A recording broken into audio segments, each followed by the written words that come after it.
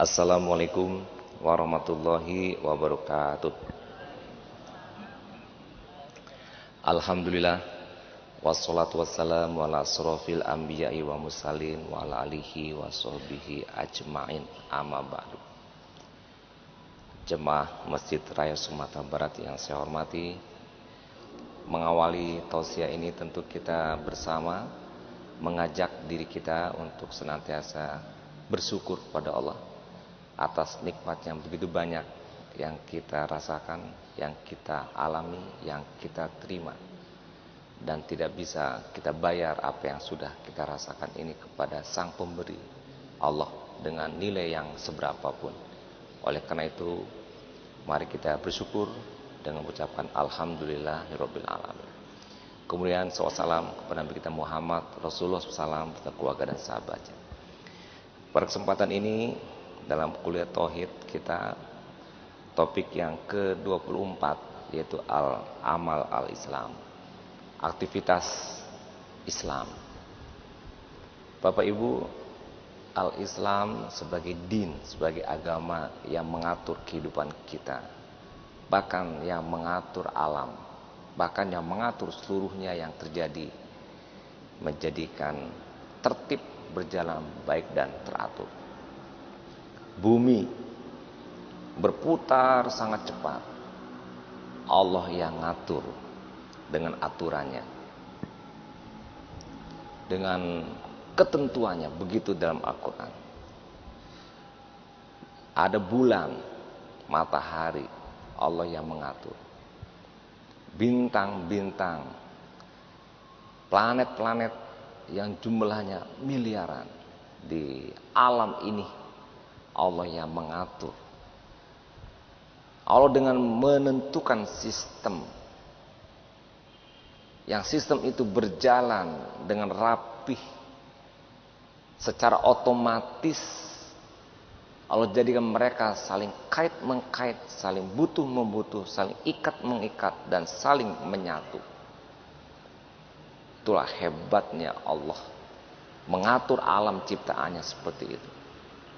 Dan juga sama mengatur manusia seperti itu juga. Ada sistemnya supaya manusia selamat. Maka ikuti ketentuan Sang Pencipta Allah. Coba kita lihat bumi sebagai makhluk protes kepada Allah. Ya Allah, kata bumi misalnya, capek ini saya, muter terus kerjanya, dari dulu sampai sekarang sampai nanti, mau istirahat kata bumi. Apa Bapak Ibu yang terjadi?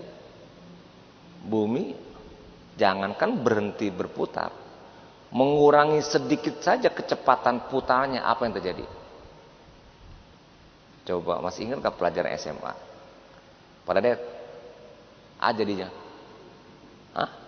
lu boleh pelajaran dulu. Kiamat lah, direm seketek sih bumi, alap awat terpelantian ke mama gini kan. Bumi pasti hancur, gunung-gunung berterbangan, kita pun berterbangan.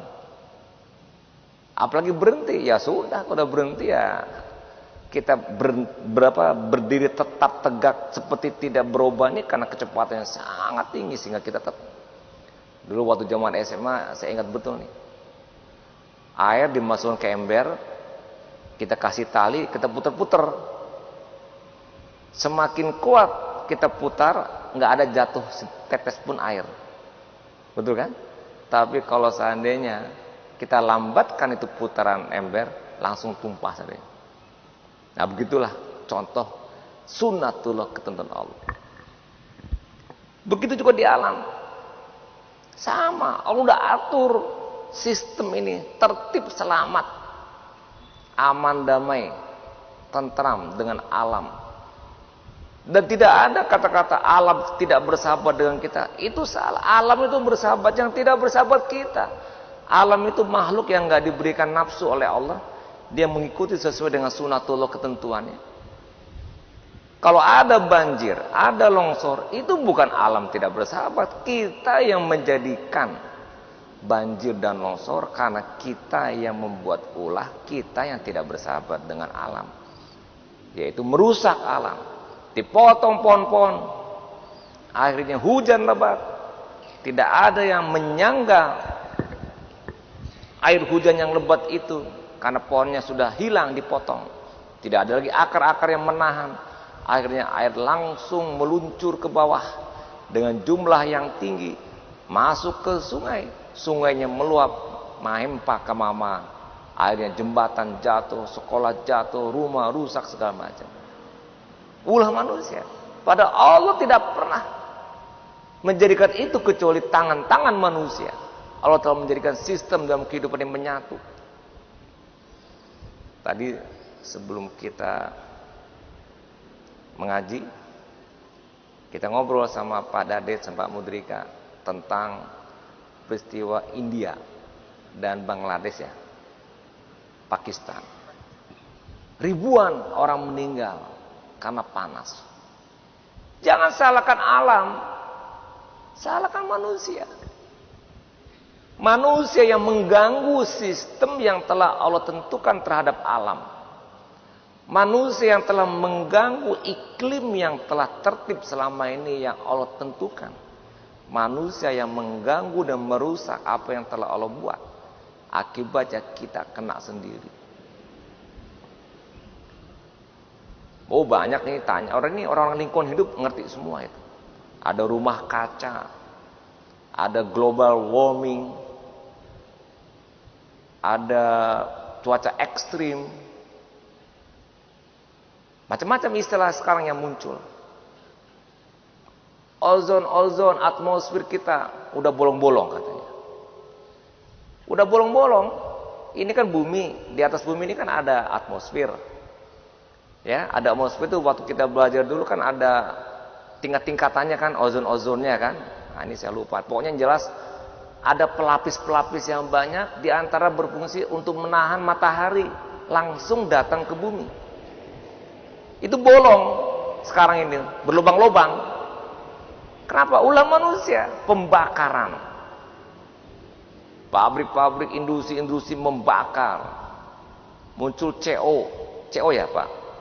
Ya, karbon oksida gitu ya, dari pabrik. Karbon dioksida itu CO2 kita manusia kan mengeluarkan. Begitu banyak berlebihan, tidak bisa dihirup, diambil oleh tumbuh-tumbuhan, merusak alam semesta. Kemudian dampak ikutannya apa? Panas yang tak terkendali mengena langsung ke bumi sehingga kita banyak yang mati. Ulah manusia mengganggu ciptaan Allah dengan ulah manusia yang kreatif dalam tanda kutip yang salah. Jadi Bapak Ibu, banjir ulah manusia juga. Segala macam peristiwa ini karena manusia. Nah, padahal Allah telah ciptakan semua aturan, termasuk kepada manusia supaya selamat tertib, jangan diganggu. Jangan pula awak kreatif terhadap diri kita. Sholat 5 kali sehari dibuat 6. Sholat subuh 2 rakaat jadikan 3. Oke, itu nggak boleh. Ikut saja kata Allah dan Rasulnya. Kata Allah ini haram, ya tinggalkan. Kata Allah ini halal, kita ikuti. Dan semua makhluk ini menyatu satu beribadah kepada Allah.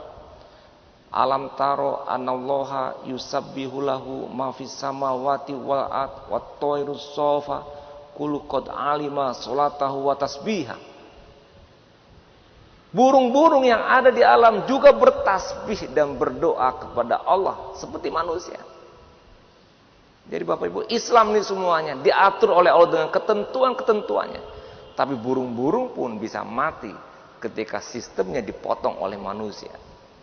Harimau-harimau pun bisa mati kalau sistem kehidupannya dipotong oleh manusia. Dan harimau pun akan turun memakan manusia karena ulah manusia, maka harimau turun. Begitu pula seterusnya sistem. Yang mudah saja pertanian. Pertanian kita pakai hama, pembasmi dengan racun, mati semuanya. Sehingga predator-predator yang juga mesti diharapkan untuk kehidupan di bidang pertanian pun ikut mati sehingga terjadi hamawer, ulah manusia juga. Coba kembali kepada alam yang telah Allah tentukan. Nah Bapak Ibu, Itulah yang Allah atur kepada alam, dan itu pula lah yang Allah atur kepada manusia. Dengan suatu sistem kehidupan yang kita perlu ikuti. Bangun pagi subuh satu sistem. Sebelum subuh kita sholat dulu. Kemudian baca zikir, baca doa. Kemudian kita persiapan untuk pergi dengan sholat duha. Kemudian kita puasa, Senin Kemis sunat atau puasa Nabi Daud. Kita baca Quran, kita ibadah. Sistem dalam kehidupan mengatur kehidupan kita. Bagaimana berkeluarga, ada aturannya. Sebagai suami kepada istri, ada aturannya. Sebagai istri kepada suami, ada pula aturannya. Kepada anak kita, ada aturannya. Sekarang kadang-kadang kita tidak mengikuti aturan Allah. Loh, siapa yang diikuti? Aturan siapa? Aturan dirinya sendiri. Ikut nafsunya sendiri. Mendidik anak, ikut caranya sendiri. Allah telah menyontohkan, Rasulullah telah mencontohkan. Saya lihat seorang bapak kerjanya marahin anaknya melulu, nyalahin anaknya melulu, menteriak-teriaki anaknya, terus anaknya masih kecil, belum balik, masih umur 2 tahun, 3 tahun. Apa nggak salah itu orang tua?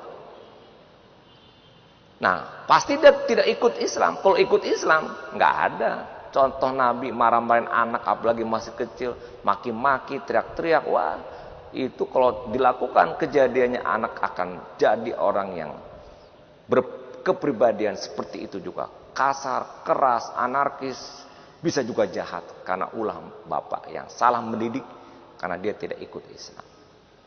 Ada dalam Islam semuanya. Nah, oleh karena itu Bapak Ibu, kita mengikuti dan mengamalkan Islam dalam kehidupan kita sebagai suatu din pedoman yang utuh sempurna.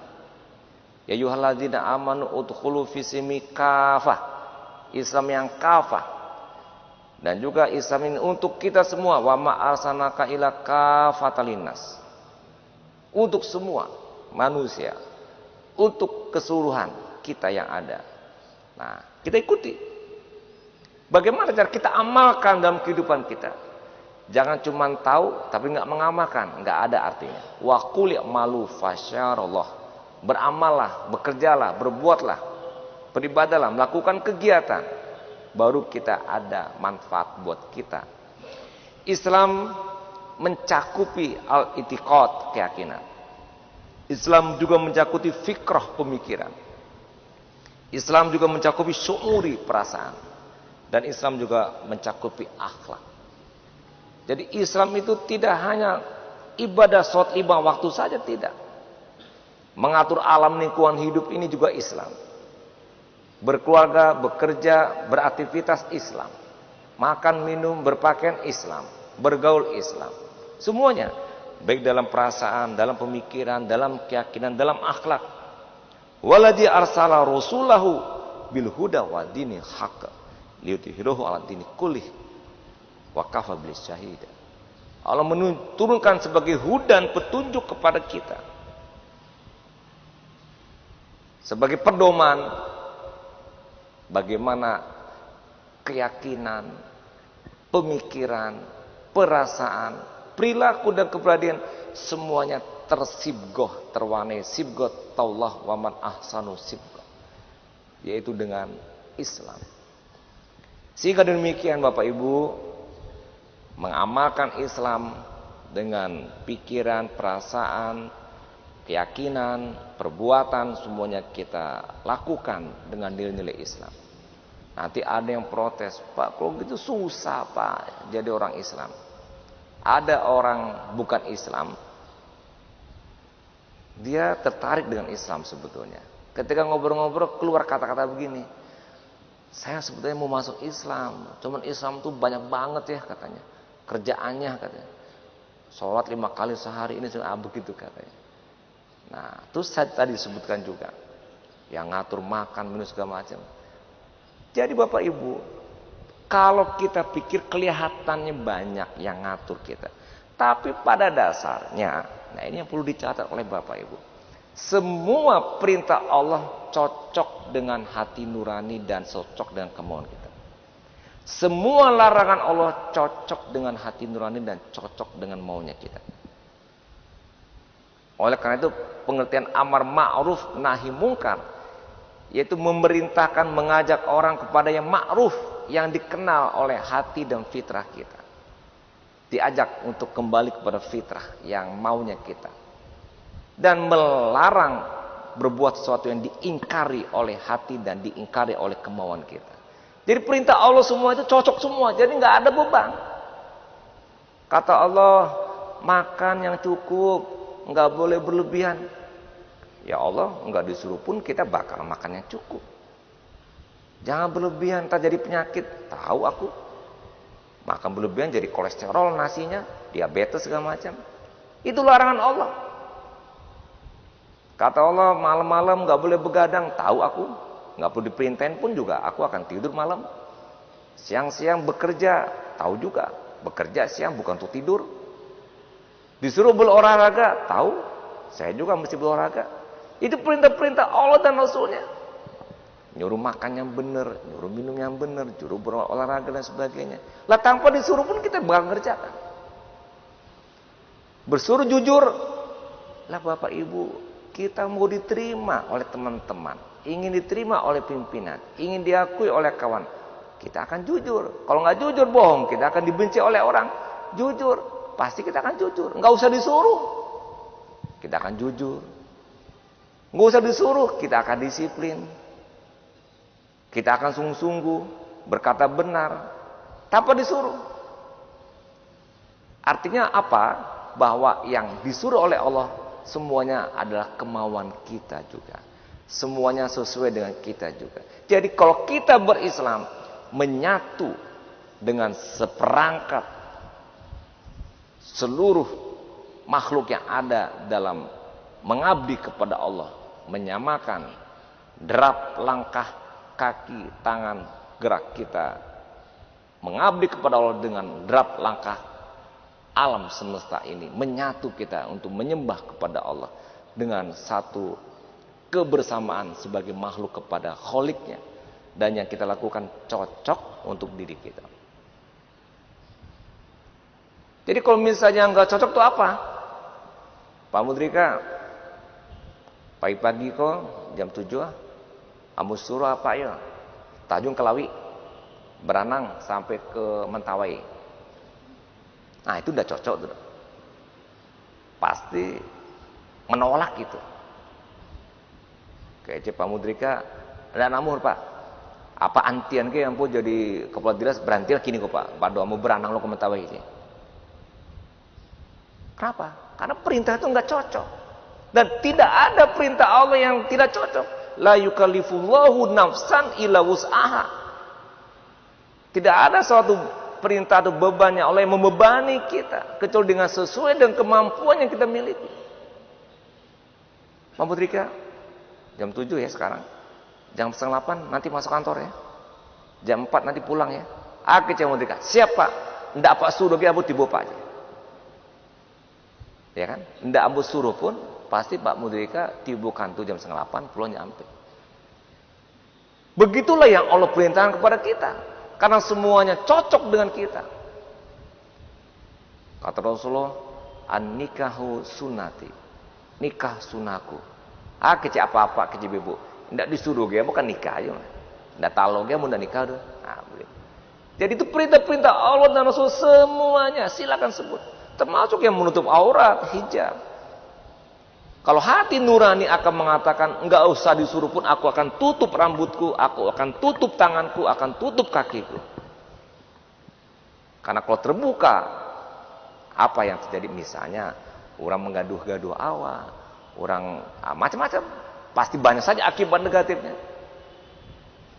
Tapi kalau laki-laki nggak perlu tutup rambut, nggak perlu tutup kaki. Kenapa? Iya, wanita nggak akan tertarik juga ngelihat rambut laki-laki. Wanita tidak akan tertarik juga ngelihat tangannya laki-laki. Wanita tidak akan tertarik juga ngelihat kakinya laki-laki. Malah mungkin lari ngelihat kakinya laki-laki, banyak bulu-bulunya. Betul ya Ibu? Kalau yang enggak berarti ada kelainan. Kalau bilang enggak tertarik berarti normal. Tertarik nggak lihat rambut saya Bu? Enggak tertarik kan? Nah itu normal ya. Nah, coba Bapak-bapak lihat rambut perempuan, tertarik nggak? Kok diam semua? Bapak-bapak tertarik nggak ngeliat rambut perempuan? Tertarik nggak? Nggak dijawab juga. Gimana ya? Tertarik nggak ya? Ayah ini normal nih. Yang lain nggak normal. Lihat betisnya wanita tertarik, lihat tangannya wanita tertarik.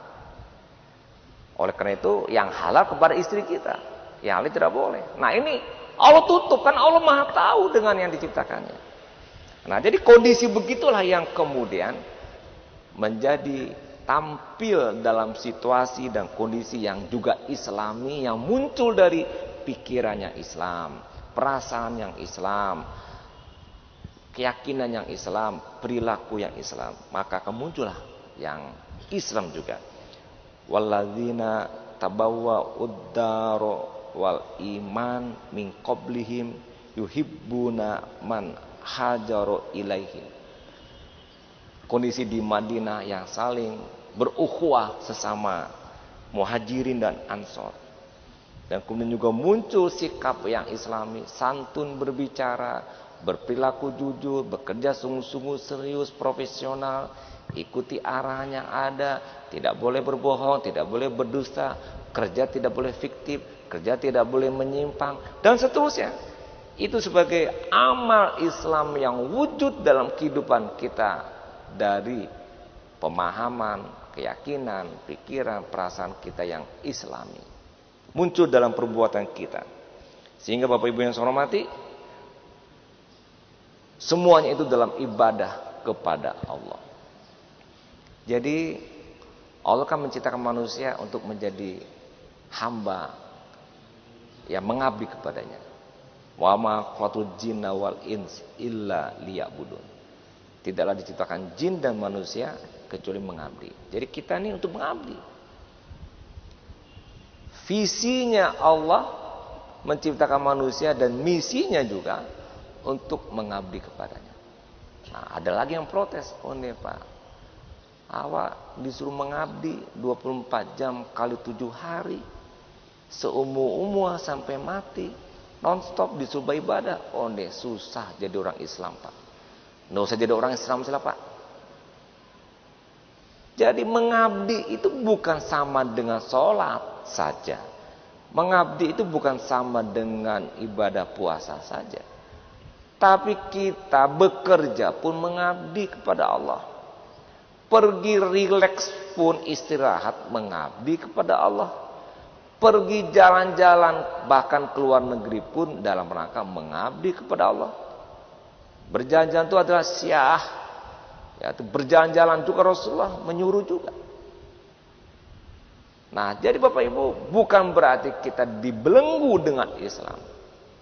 Tapi justru kita diluruskan oleh Islam untuk menjalankan semua kehidupan kita agar on the track, mengikuti jalan yang benar, yang ujungnya pun pasti benar. Tapi kalau menyimpang sedikit saja, sebutlah 0,0000 derajat, walaupun tidak kelihatan penyimpangannya dari Islam, maka ketika kita jalani lama-lama penyimpangan membesar sehingga keluar dari rel yang benar, keluar dari track yang benar. Dan oleh karena itu Bapak Ibu, yang kita kerjakan sebagai bentuk ibadatullahu wahdah, ibadah kepada Allah semata, yaitu dalam kehidupan kita. Ya kan? Dalam Al-Quran juga, inna sholati wa nusuki wa mahyaya wa mamati lillahi rabbil alamin. Hidup dan matiku semuanya Islam. Ayyuhalladzina amanu taqullaha haqqa tuqatih wa la tamutunna illa wa antum muslimun. Mati kita pun juga dalam keadaan Islam. Tapi catatannya adalah bukan berarti kita di masjid terus 24 jam, tidak. Berkendaraan kalau dia Islam pasti selamat. Dia tidak akan melanggar hak-hak orang. Dia tidak melanggar aturan. Karena orang Islam itu harus taat aturan dan taat dengan norma yang berlaku. Merah lampu jalan berhenti. hijau baru jalan, mengikuti rambu-rambu yang ada, insya Allah selamat. Itu juga ibadah kepada Allah. Berkeluarga, bicara, ngobrol dengan istri, dengan suami, ibadah. Dengan anak-anak juga demikian. Santai di hari libur juga ibadah. Walaupun dengan nonton TV, ibadah. Semuanya ibadah selama kita niatkan untuk Allah dan tidak bermaksiat, maka itu baik. Nah kalau maksiat gimana? Loh kalau maksiat rugi sendiri, rusak diri sendiri, menghancurkan diri sendiri, membuat diri menderita. Kenapa? Ulah manusia. Jadi Bapak Ibu, apa yang terjadi pada diri kita seyogianya adalah hasil dari kerja kita sendiri. Apa yang kita dapati dalam kehidupan kita itu adalah hasil dari usaha sendiri. Kalau kita dapat kebaikan karena memang kita baik kepada orang. Kalau kita mendapatkan kejahatan karena kita jahat kepada orang. Oleh karena itu berbuat baiklah supaya kita dapat kebaikan dalam hidup ini. Ada orang si A, kita kenal si A, udah dapat biku macam-macam yang merupakan suatu kerugian bagiannya. Kan dia ulahnya juga, nyujai jurang, dampaknya dapat nyujai. Orang jai kayaknya. Oh, orang dapat kebaikan, ini kan memang elok ke orang. In ahsantum li anfusikum, wa in asatum falah. Kita berbuat baik, maka Allah pun akan memberikan balasan kebaikan kepada kita. Nah, ibadah kepada Allah dalam segala hal aspek kehidupan, niatkan karena Allah, dan insya Allah kita akan mendapatkan ketakwaan. Dan bukti-bukti tentang dampak dari ibadah dan ketakwaan itu banyak terjadi pada diri kita, yang membenarkan bahwa apa yang Allah sebutkan bahwa kita berislam itu benar, selamat pasti akan terbukti. Kita rasakan sendiri. Dulu tahun 2010 saya minta Bapak Ibu memotong uang gaji tunjangan langsung untuk zakat. Banyak yang protes. Katanya uang udah kurang Pak, apa potong dulu, lihat. Macam-macam alasan. Tapi ini perintah Allah, wajib. Akhirnya kita potong aja. Setelah itu nggak ada satu pun yang protes. Bahkan mendapat lebih uang dibawa pulang dibanding sebelumnya. Kalaupun ada yang sama, nilai uang sekarang yang sudah dipotong untuk zakat berkah. Walaupun jumlah uangnya berkurang, tapi cukup-cukup sadonya.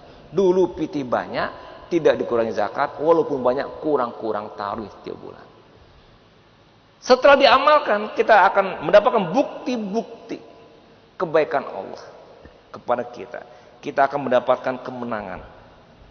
Kita akan mendapatkan suatu kedudukan yang Allah berikan. Wa'adallahu alladzina amanu minkum wa amilus solihat la yastahlifannahum fil ardi kama stahlafal ladzina min qablihim. Diberikan kedudukan, diberikan kebaikan, diberikan suatu posisi dan tempat yang baik karena kita beribadah dan kita bertakwa kepada Allah. Semoga kita mengamalkan nilai Islam, dan insya Allah nilai Islam itu baik buat kita semua, baik buat keluarga, baik untuk masyarakat. Maka jangan ragu untuk mengamalkan Islam. Mari kita berebut fastabiqul khairat untuk kebaikan, dan insya Allah semuanya benar, bagus dan baik buat kita, dan itu semuanya menjadi bekal investasi kita di akhirat, suatu kehidupan abadi yang kekal yang akan kita tuju dan kita akan menuju ke sana. Sementara kita di dunia sebentar saja. Oleh karena itu, jabatan yang kita miliki jadikan ruang ibadah untuk mencapai akhirat. Peran sebagai suami istri jadikan itu ruang media untuk menjadi investasi akhirat. Kerja-kerja kita sehari-hari jadikan itu sebagai media investasi akhirat, karena akhiratlah yang sebetulnya yang kita tuju, bukan dunia ini. Dunia ini cuma transit untuk menuju akhirat. Dalam persiapan itu maka perbanyaklah ibadah dan berislam. Demikian, semoga bermanfaat. Mohon maaf kalau yang salah. Bila taufik wal hidayah. Wassalamualaikum warahmatullahi wabarakatuh.